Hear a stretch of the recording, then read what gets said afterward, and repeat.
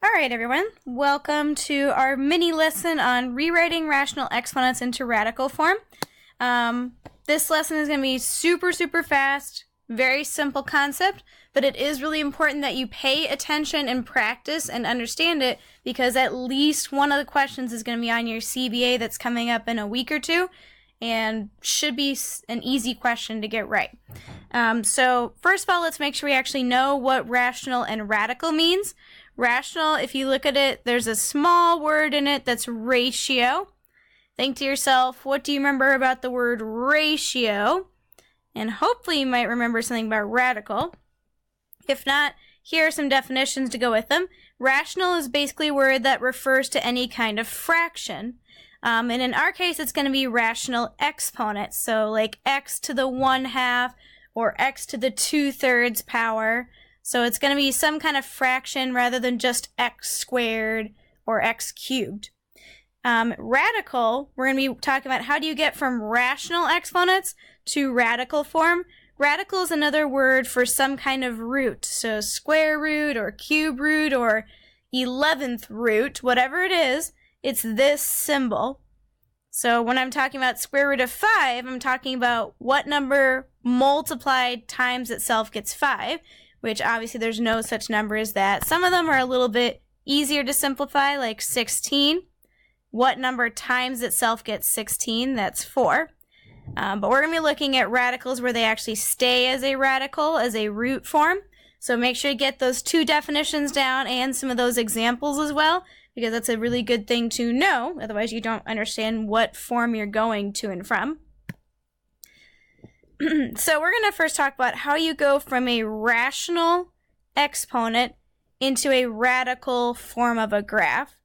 Okay, now the variable is going to stay exactly the same, so this guy is not going to change. I still have to put x here, so that's not going to change.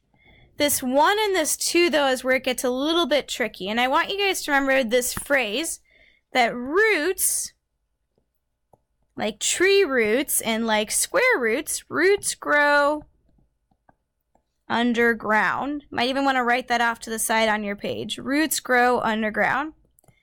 So in my fraction here, I know it's kind of hard to tell because it's a slanty fraction. You can rewrite it as 1/2 if you want, if that's easier to see. That's just what that's referencing. So roots grow underground. So think of like tree roots, they grow underneath the soil. Well, in my fraction, which one is quote-unquote underground? The 2 is. So we're going to say that this is the underground one.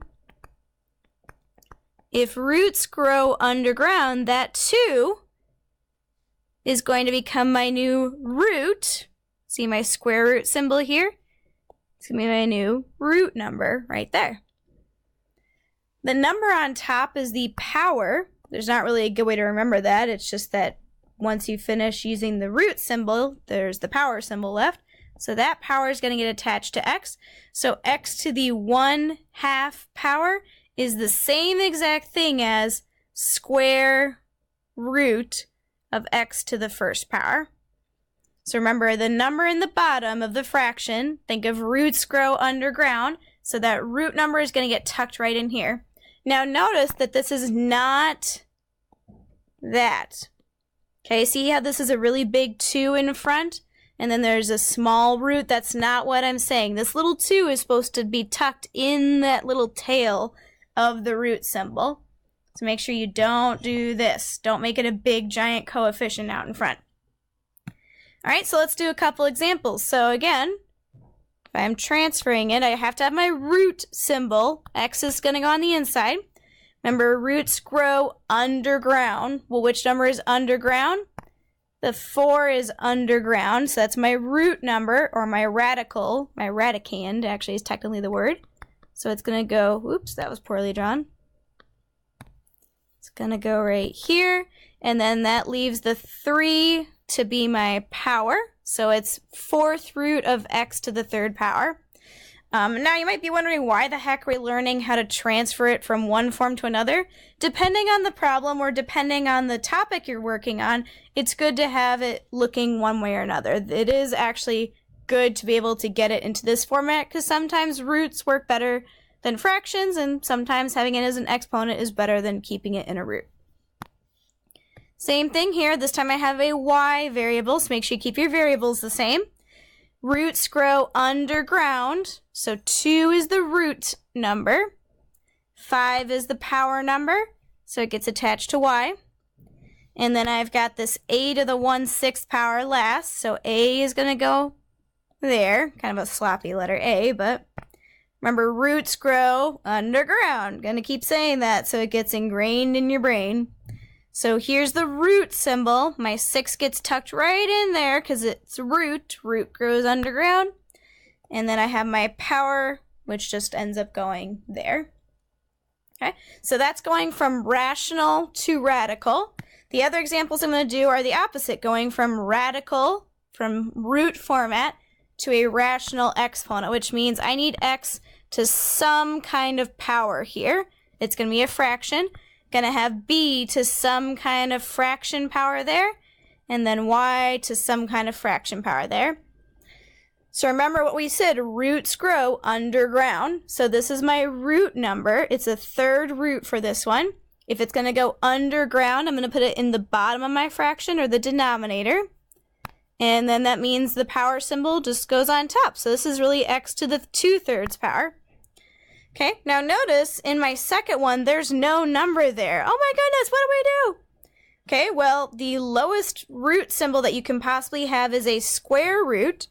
Square roots are actually a 2 there. There's a little invisible 2.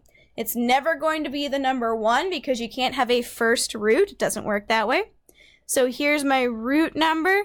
Remember, roots grow underground. And then I've got my power number. You can have an improper fraction, so it's okay to have b to the 3/2 power. That's okay.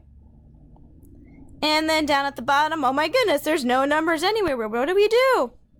Okay, well, it's still a root here. That means it's still a 2.